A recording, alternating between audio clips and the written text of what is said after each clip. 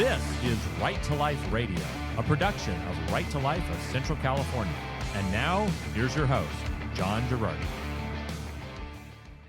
The Right to Life show is so great because it's this great forum for education, and I want to kind of talk about one of the most asked about questions that we have as a pro-life community when it comes to the topic of abortion. We did a bunch of questions last week on the show, and I get a lot of these questions actually from high school kids that we offer educational presentations to.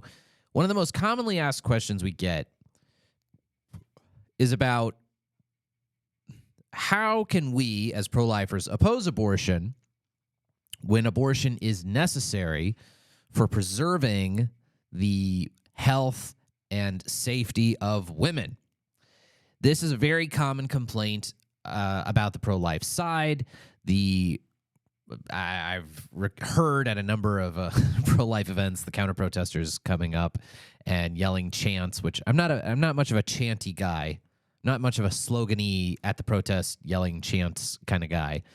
And the chants that are often thrown at us are pro-life, that's a lie. You don't care if women die. And this frequent assertion that women will die if they do not have an abortion is very frequently thrown into the face of pro-lifers as basically the reason why pro-lifers are wrong and why pro-lifers should change their viewpoints, etc. All right.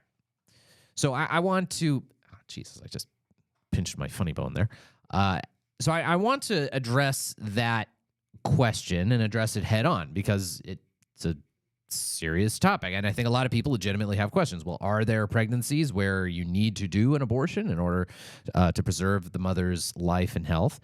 And I want to discuss that in a number of different topics in a number of different settings. So the first thing to understand is that pregnancies that genuinely threaten maternal life are very, very rare. Okay, so again, this is a thing with a lot of abortion debates where this happens very often in the context of abortions in cases of rape, where I'm pro-choice because I think in cases of rape, women should be able to have abortions. And the response is, okay, so you're taking a 1% of the time reason for choosing abortion to justify the other 99. Okay, so we agree that abortions that aren't in cases of rape, those are wrong, but it's just this 1% that we're arguing about. So I want to sort of note that often this sort of thing is thrown at pro-lifers as if it's kind of a trump card, like, well, women are going to die if they don't have abortion. Well, many abortions, a vast majority of abortions are not chosen because of issues regarding maternal health. Vast majority of abortions are being chosen for some kind of socially selected reason. Economic reasons, lack of financial support, lack of material support, lack of partner support, etc. Okay, so the vast majority of abortions are not being chosen because of threats to maternal life and the much broader category of threats to maternal health. And I could discuss a little bit about that later on in the show about how the Supreme Court defined that for us for years. So first of all, let's understand that this is not the norm and that the exception shouldn't dictate the norm for everything else where health is not implicated. All right, so let's get that out of the way. Now, the next thing to note is that there is a difference between prematurely delivering a baby whom you can guess is very likely going to die, an outcome that you don't want, that you're not choosing, and that you're not actively killing this person, trying to kill this person. There's a difference between that and abortion, where you are trying to kill this person. You are actively trying to kill this person. And there has to be a moral difference between doing something that you can foresee will likely lead to the child's death and directly intentionally killing the child. So one of these instances might be, a woman has cancer. She needs chemotherapy treatment. There is a risk to the baby from the chemotherapy treatment. You're using the treatment to help save the mother's life. You're not deliberately trying to kill the child. That there is an obvious moral difference there between that and deliberately killing the child. There's also an obvious moral difference. In many circumstances, the situation is the child needs to be removed. So how does one go about doing that? Well, you can either directly kill the child in the womb, or you can induce a premature delivery. And often a premature delivery is quicker to initiate than an actual abortion. And is the classic cases where people say abortion is medically indicated for the mother's life. Premature delivery is just as much indicated, because the critical thing is to have the baby not be in the womb anymore. Now, it may very well be that it's very early along in the pregnancy and we foresee that the child's going to die. We will try to do what we can for the child.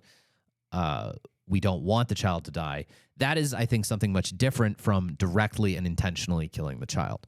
So, and is something I think distinct from abortion, which is directly intentionally killing an unborn child. So this is, and we've had a number of different OBGYNs who have testified to this. You know, Dr. John Bruchalski, whom we might be having for an educational event with us at Right to Life this July. He's spoken for us and affirmed this. We have the testimony of plenty of OBGYNs who affirm in their 40, 50 years of practice, they've never had to choose abortion in order to save the mother's life. That's something that they've never had to do, because even in a circumstance where you do need the baby out, you don't have to perform an abortion. You can simply prematurely deliver the baby. And that is something I think that is meaningfully different from the active killing of someone. I think it's as different as allowing someone to die of cancer versus actively euthanizing them. Okay, there is a difference. There's a difference in agency. There's a difference in intention. There's a difference in there's the same outcome, someone dead at the end of the day, but there's a difference in intention and difference in action, difference in agency, difference in relationship between the doctor and the patient. So I think there's a real meaningful moral difference there, such that direct abortion is not necessary in certain cases that do occur, whether it's some sort of cardiac condition for the mother or something like that. There are instances where premature delivery, where having the baby out of the mother is what's indicated. And that can be done through premature delivery. That can be done through other means other than abortion. Now, I want to discuss maybe the classic instance of this, which is what's called ectopic pregnancy and treating an ectopic pregnancy. So this is one of those cases where we're trying to remove the baby, and that is something different from abortion. So in an ectopic pregnancy, basically the definition of an ectopic pregnancy is a pregnancy where the baby is growing in the wrong place. And most commonly, this means a pregnancy where the baby is growing in the fallopian tube rather than in the uterus. So if the baby's growing in the fallopian tube, this is a threat to the mother's life and the baby's life. Both baby and mom are going to die if this is left unchecked and untreated. So the normal treatment for an ectopic pregnancy is to remove the child from that section of the fallopian tube. Now, we foresee that this will lead to the child's death. This is not something we want. We don't want the child's death. We're not intending the child's death, but it is something different. But now, it will likely result in the child's death. But again, this is something different from direct abortion, where in most direct abortions, the intended goal is ending the life of the child. Okay, the intended goal is directly killing the child. So that's something I think that's very different and distinct. So in an ectopic pregnancy,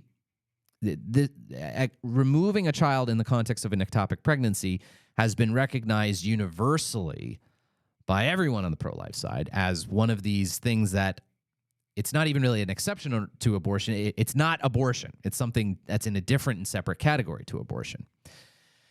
Now, one of the problems we've seen since the overturning of Roe v. Wade last June, since the Dobbs decision, is that a number of states have outlawed abortion, and there has been false information spread chiefly by the pro-choice side, with these sort of these sort of polemical arguments that were made that if you outlaw abortion, you are going to make it illegal for people to have ectopic pregnancy treatments. If you outlaw abortion, it will be unlawful. It will put women at legal jeopardy if they have treatment for a miscarriage. And all of these things are just not true. Every single state that has passed laws to outlaw abortion has always had exceptions for situations where the mother's life is in jeopardy. And what that generally is referring to is a situation like an ectopic pregnancy as an obvious carve-out example. Now, in fact, the state of Texas just passed a law to clarify in those kinds of situations. The state of Texas just passed a law to clarify even further, even though this was already the law in the state of Texas. The legislature thought this was just a good idea to make this even further clear and to clarify that these kinds of treatments, for example, in an ectopic pregnancy, are legitimate. They're not the same as abortion, and that they are not illegal in the state of Texas. One of the other big sources of this kind of misinformation has been basically certain celebrities seem as though they were recruited to write op-ed pieces about my abortion experience and how necessary it was and how horrible pro-life states are for passing laws to outlaw abortion. But what is being revealed is these were, in certain cases, people who did not actually get abortions. It was simply people who received treatments after a miscarriage. So after a miscarriage, sometimes the procedures that are done to remove the deceased baby's body from the mother's womb are the same as an abortion procedure. But there's an obvious, massive difference between removing a child who has died in the mother's womb of natural cause, not been killed, versus an abortion. And people have just blurred this line, I think in some cases due to deliberately confusing some of the medical terminology. So sometimes a miscarriage will be referred to as a spontaneous abortion. Okay, that is a terminology that has been used in the case of miscarriages, spontaneous abortion. And so people say, well, if you're outlawing abortion care, you're outlawing people receiving this necessary treatment. Well, no. There's a difference between if you want to play semantics games, fine. There's a difference between an active abortion, deliberately actively killing a living human organism, versus providing someone with care who has just received a miscarriage, providing someone with care by removing the body of the child from the woman's body. Those are obviously very different and distinct things, which I think actually the pro-choice side, in their zeal to protect laws to legalize abortion, have deliberately confused these things to actually make healthcare worse. So this is just I just want to equip people. Don't let the pro-abortion side sort of throw you off balance with these claims that abortion laws are outlawing treatments for women, because they aren't. These sorts of things are totally legitimate treatments. All right, when we return, we're going to talk about the topic of abortion in cases of incest, and I want to address this. It's often thrown in with rape, and it's kind of a different thing. This is next on Right to Life Radio, a production of Right to Life of Central California, rtlcc.org.